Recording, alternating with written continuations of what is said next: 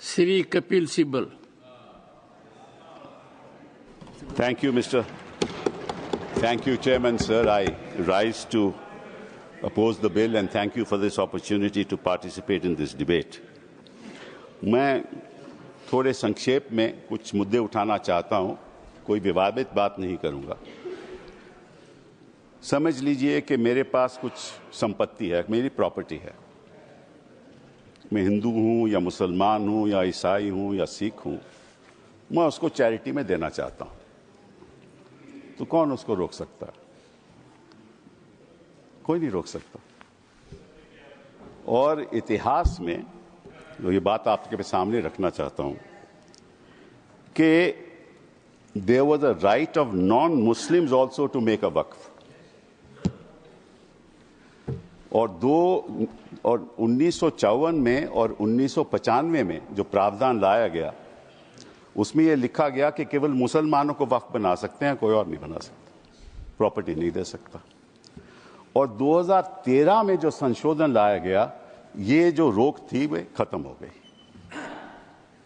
अब ये जो 2024 का अभी कानून बना है, उसमें वापस ये कहा गया कि केवल मुसलमान ही वक्फ दे सकते हैं। वो तो अलग बात है, मैं केवल छोटी सी बात रखना चाहता हूं। मैं as far as the 17th century, and I'll give you a judgment of the Madras High Court, which observed that it is common for the Hindu zamindars to have Muslims in their territories to make Muslim endowments. Similarly, in Arur Singh versus Badr Deen, Lahore High Court upheld the right of a Hindu to make waqf of his property for a Muslim graveyard. After independence, Nagpur High Court upheld the right of a non-Muslim to create waqf. और हमारे प्रधानमंत्री जी, इनकी मैं बड़ी इज्जत करता हूं, हमेशा कहते हैं वन नेशन वन लॉ। तो अगर वन नेशन वन लॉ होना है तो बताइए भाई साहब कि ये केवल कहना कि मुसलमान ही वक्फ दे सकते हैं, ये किस किस्म का लॉ है? ये किस किस्म का लॉ है?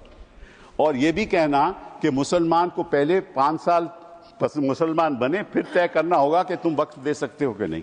अरे भाई, प्रॉपर्टी मेरी, मालकियत मेरी, चैरिटी में मैं देना चाहता हूं, आप कौन होते हो कहने को नहीं दे सकते? ये कौन सा कानून है? ये छोटी सी बात है, ये कौन सा कानून है? मैं हिंदू हूं, हिंदू होकर भी मैं दे सकता हूं। ये तो मेरी मर्जी है ना, प्रॉपर्टी तो मेरी है, आपका तो कोई हक नहीं। तो पहली बात तो ये कि ये आपने प्रावधान रखा क्यों? अगर आप वन नेशन वन लॉ की बात करते हो कि सारे धर्मों पे लागू करो, कोई भी दे सकता है। पहली बात है। दूसरी बात, एक नड्डा साहब ने बड़ी अच्छी कही कि देखिए ये कितनी एकर्स प्रॉपर्टी औकाफ की है, वक्फ की है। मैं उनको बताना चाहता हूं कि there are 32 Waqf boards in this country in different states merely supervise administration of waqf properties in their respective states. But please note kar lijiye Nada ji, total area of Hindu religious institutions in Tamil Nadu, Andhra Pradesh and Telangana respectively is 4,47,000 in Tamil Nadu, 4,65,000 in Andhra, 87,000 in Telangana, 723 acres with Tirumala Tirupati Devasthanam, and thus it comes to 10 lakh acres only in 4 states. And आप कहते हैं कि देखिए औकाफ में 8 लाख एकड़ है।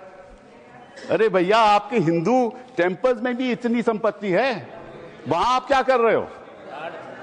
वहां आप क्या कर रहे हो? बाकी स्टेट्स में देखो ना। अच्छा, और ये नहीं कि हर धर्म में सुधार नहीं होना चाहिए, उतार होना चाहिए, मैं आपके साथ सहमत हूं। हिंदू धर्म में भी सुधार लाना चाहिए, लाना चाहिए ना, हिंदू धर्म भी सुधार लाना चाहिए। अंडर हिंदू धर्म, एक मिनट, हिंदू धर्म, मैंने आज तक किसी को टोका नहीं, मैं केवल छोटी सी बात रख रहा हूं आपके सामने। हिंदू धर्म में भी सुधार होना चाहिए। अब हिंदू धर्म के अंतर्गत अगर कोई सेल्फ एक्वायर्ड प्रॉपर्टी हो तो वह अपने बेटों को दे सकता है, बेटी को नहीं दे सकता। कहता है मैं नहीं दूंगा अपनी बेटी को। इस्लाम में भी है कि भाई को ज्यादा मिलेगा और बेटी को कम मिलेगा, इस्लाम में भी ये है। वहां वक्त से द्वारा सुधार हो सकता है, यहां कोई सुधार नहीं हो सकता। तो आप अगर महिलाओं की बात करते हो तो एक कानून लाओ कि हिंदू लॉ में कोई अपनी सेल्फ एक्वायर्ड प्रॉपर्टी केवल बेटों को नहीं दे सकता, वहां महिलाओं का हक होना चाहिए।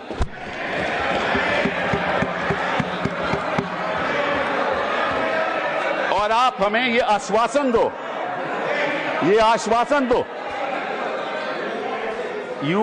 you make a commitment in this house that you will bring a law which will protect the right of daughters when they want to give away their self-acquired property. दूसरी बात ये मैं आपके सामने रखना चाहता था। तीसरी बात मैं आपने सामने रखना चाहता हूं। आपने कहा, और ये बात आपको वैसे जाननी चाहिए, शायद मालूम नहीं आपको बताया या नहीं, लेकिन ये जो बोर्ड है ये एक स्टैट्यूटरी बोर्ड है, पहले भी था, इसमें कोई नॉमिनेट नहीं होता था। मैं आपको बताता हूं क्या वो स्टैट्यूटरी बोर्ड था। Most nominees were of the government, पहले भी। MPs are there, judges of Supreme Court, High Court, civil servants were there, and the chief executive officer of the board is a civil servant.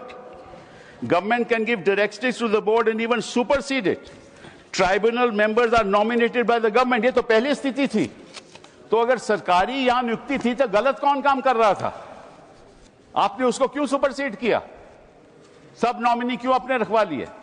अरे भैया, पहले भी तो statutory board था, तो आपने प्रावधान क्यों लाया? ये अगर कोई गलती हो रही थी तो मुतवल्ली से हो रही थी। होता क्या था कि मुतवल्ली इसी वक्फ में अब डील कर लेता था और उसकी वजह से ये मिसमैनेजमेंट होती थी। आपको उसको ठीक करना चाहिए था। हम भी आपके साथ हैं। पहली बार मुझे याद है, आई थिंक इट वाज 1954, कि तमिलनाडु के ब्राह्मण ने एक कहा कि हमारे यहाँ मंदिरों में बड़ी गड़बड़ हो रही है, और उसकी वजह से 1954 एक्ट बना। तो गड़बड़ तो सब जगह होगी, आपकी सरकार में भी बड़ी गड़बड़ हो रही है, वो भी हो रही है, वो ठीक है, वो तो गड़बड़ तो होती है, गड़बड़ तो होती है। तो अब आपने क्या किया? अब बड़ी इंटरेस्टिंग बात है, आपने क्या किया? आपने कहा कि भैया अगर कोई, सर देखिए, आपने सबको 15-15, 20-20 मिनट दिए, मुझे 10 मिनट दे दीजिए, ज्यादा नहीं मांगता मैं, थोड़ा सा। सर कपिल जी, हाँ, मुद्दे की बात कर रहे हैं हम, कोई पॉलिटिक्स की बात नहीं कर रहे। नड्डा जी ने कहा कि यहाँ कोई पॉलिटिक्स की बात नहीं हो रही, क्योंकि देश के भविष्य का सवाल है। Sir therefore the other thing I want to say कि पहले क्या होता था कि ये जो वक्फ प्रॉपर्टी पे इंक्रोचमेंट होती थी, अनऑथराइज्ड इंक्रोचमेंट होती थी, लोगों की अनऑथराइज्ड इंक्रोचमेंट, और सरकार भी इस पे कब्जा कर लेती थी। इसलिए जो लिमिटेशन प्रोविजन लाया गया उसमें यह रखा गया कि जो 12 साल का लिमिटेशन ऑर्डिनरी लॉ में है वो नहीं है। किसी ने गलत तरीके से वक्फ प्रॉपर्टी का कब्जा कर लिया तो अगर लिमिटेशन की बात आएगी तो 12 साल के बाद वो उसको चैलेंज नहीं कर सकता। आपने वो वापस लिमिटेशन ले आए, मतलब कि उनका अनऑथराइज्ड कब्जा कायम रहेगा। तो ये तो आप इंक्रोचमेंट्स का साथ दे रहे हो, इंक्रोचर्स का साथ दे रहे हो। मतलब कि जो वक्फ प्रॉपर्टी में गलत कब्जा हुआ है वो कब्जा वैसे ही रहेगा, क्योंकि 12 साल बीत जाएंगे। ये किस किस्म का प्रावधान आप लाए हो? आप प्रोटेक्ट कर रहे हो वक्फ प्रॉपर्टी को कि इंक्रोचमेंट्स को प्रोटेक्ट कर रहे हो? फिर साथ साथ में आपने ये कह दिया कि district magistrate has the full power to decide as to whether it is work property or not. This is what you have said. Now, what inquiry will the district magistrate have in that case? He will decide on his own, and his decision is final. You were talking about Article 21 of the Constitution and said कि ये जो वक्फ जो council है इनका decision कैसे final हो सकता है, वक्फ बोर्ड का डिसीजन कैसे फाइनल हो सकता है, ये तो चैलेंज ही नहीं हो सकता in a civil court. Which decision of the district magistrate will you challenge in a civil court? You have said in this law that the decision of the district magistrate is final. And when he decides that this property is not waqf property, that cannot be challenged till he gives a final decision. So you can't deal with that property. You give finality to it. और वो जो आपने रखी है बात कि ये जो इंडाउमेंट्स हैं, ये जो वक्फ है, इसकी जो ट्राइब्यूनल की डिसीजन है ये फाइनल रहता है, ये आपने कहा ना। नो, अगर वो वक्फ ट्राइब्यूनल का डिसीजन फाइनल रहता है तो सिविल कोर्ट को तो कोई हक नहीं उसको चैलेंज करने के लिए। यही बात हिंदू एंडाउमेंट्स एक्ट में है। हिंदू एंडाउमेंट्स एक्ट में जो उनका मैनेजमेंट है उसका डिसीजन फाइनल है। थैंक यू कपिल तो अगर हिंदू एंडाउमेंट्स का डिसीजन फाइनल है वो तो आपको कोई आपत्ति नहीं, यहां ट्राइब्यूनल का डिसीजन फाइनल है तो आपको आपत्ति है। Thank you Kapil ji. ये है sir, thank you sir. Sir last one Shri 1 second sir, last 10 minutes sir, last sir, okay last sir, the only, देखिए ऐसा है 2014 के बाद आपके पास टाइम बचा ही नहीं है संजय जी।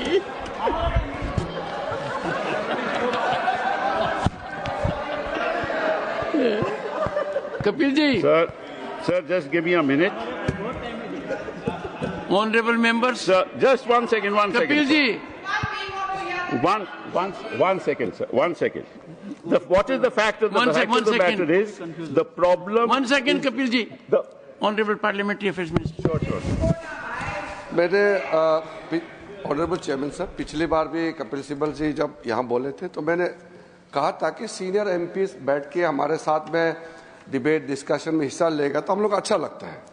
लेकिन प्रॉब्लम क्या है कि वो कई बातें बोल करके सीधा चले जाते हैं, क्लैरिफिकेशन नहीं सुनते हैं।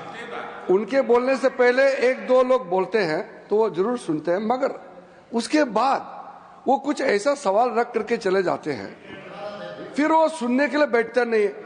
तो रात को जब मैं जवाब दूंगा तो वो तो रहेंगे नहीं।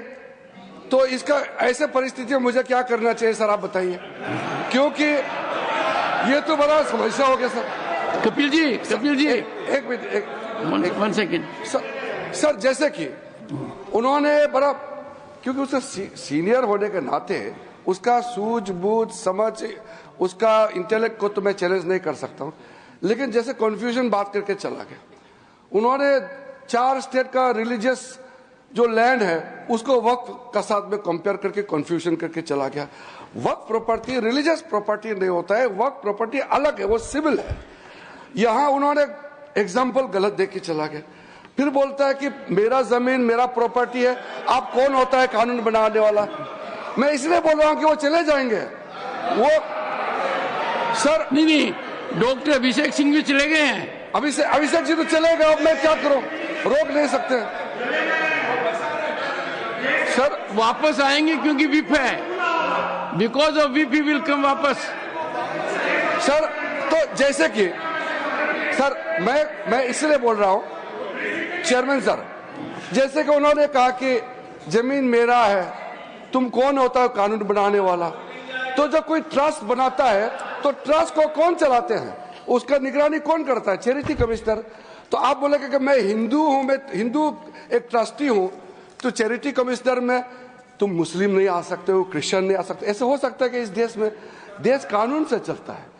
आप बोलते हैं मेरा मर्जी होगा, इसका मतलब क्या एक मिनिस्ट्री मुसलमानों के लिए अलग मिनिस्ट्री बनाना है और हिंदुओं के लिए अलग मिनिस्ट्री डिपार्टमेंट खोलना है? आप कैसे बात करके जा रहे हैं इतना सीनियर होते हुए? आप इस तरह का देश में एक कानून सबके लिए चलेगा तो ये देश के लिए अच्छा होता है। मैं डिटेल में जवाब दे सकता हूं, मगर ये मेरा रिप्लाई का टाइम नहीं है। लेकिन आप चले जाएंगे, इसलिए मैंने कहा कि इस तरह का आप बात रख करके चले जाएंगे, बाद में आप रिप्लाई नहीं सुनेंगे, फिर अधूरा हो जाएगा। इसलिए मैं ये कह रहा हूँ। ऑनरेबल फाइनेंस मिनिस्टर पड़ेगा सर, मुझे I will come to you. मैं भी बीच में एक बार बोलूंगा। I will come to you honourable finance minister. Sir, I'm very sympathetic to Minority Affairs Minister, sir. Every time when finance-related matters also, I face this situation when I stand up to answer earnestly with all the questions being posed to me. Concerned members are never there. So at least he had the courage to stand up and seek your permission to say. But there were 1 or 2 points on which I want to just give as much of clarification. As much as Minority Affairs Minister says, we are talking to a senior, very senior legal luminary. So I'll humbly submit my facts. If I heard him right, Honorable Member, in Tamil Nadu or in Andhra, and he also took the name of the Tirumala Tirupati Devasthanam. In all this, the HR&CE is with the government. Government appointed people monitor it, they execute it, they run it. Second, Tirumala Tirupati Devasthanam, the executive officer, is appointed by the government of Andhra Pradesh. The endowment board has people who are appointed by the government of Andhra Pradesh, and the entire system is completely under the government of Andhra Pradesh, sir. So it is not as if, Hindus are not being touched at all, only Muslims are. No. There is a huge, in fact, it has led to a lot of feeling that Hindu pilgrims have started feeling that only our temples are being completely controlled by government and government-appointed men. And it is leading to a lot of confusion among the Hindu pilgrims also. It's a matter of concern for all religion. So it is I'm responding to the honorable member who spoke. Anybody who has a comment to make on what I've said are welcome to seek the time from the chair rather than shout me down. And therefore, when I put the facts before, because he did refer to the southern states, the Hindu temples, and also took the name of TTD, the fact is this, sir. Kapilji. Now, Kapilji. The finance minister, what I said was that, yes, you're right, the temples are being managed by the government. So is the Waqf. That is precisely what I said. The statutory appointees are all by government. That is exactly the point I was making. That is exactly the point that I was making. That if the statutory appointees were all of the government, why did you want to bring this amendment in 2024? That's the point. And to you, sir, your answer to you, you said that there are trusts. Yes, there are trusts. But under the Code of Civil Procedure, when there is a trust, the property belongs to the trust. But there's a difference between Awqaf and trust. Awqaf, the land once donated, belongs to God. Please round up. It up. Doesn't belong to the trust. Kapilji, round up now. Sir, it belongs to God. You cannot sell it ever. A trust can sell property. Waqf property cannot be sold. And Waqf property can be donated for religious purposes. It can be donated for shelter homes. It can be donated. Allow me. Don't interrupt now. It can be given for schools. It can be given for schools. It can be given for graveyards. It can be given for the benefit of women, and once given, it can't be taken back, unlike trusts. Thank you. So therefore, there's a difference. Thank you, Governor. No, sir, one last thing. Only one. Okay. Because, sir, they are and I'll come to vote against you, not to worry. And I listen to you. Now, one last thing, sir. They say we have abolished Waqfs by user. That's what they have said. Now, so there's a Supreme Court judgment that they rely upon. That is the Babri Masjid judgment. Please note, the Honourable Minority Affairs Minister should note, paragraph 1134 of the Babri Masjid judgment, which says Waqf by user is an accepted mode of creating a Waqf. Thank you, sir. Thank you. Please honour the judgment that you extol the virtues of to the rest of the country. Honour that judgment. And it says Waqf by user is a matter of evidence.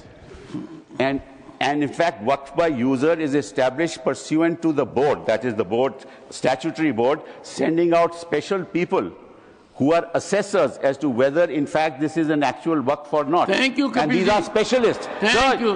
He must know. He's the minister. He must know the facts before he makes a statement. Thank you.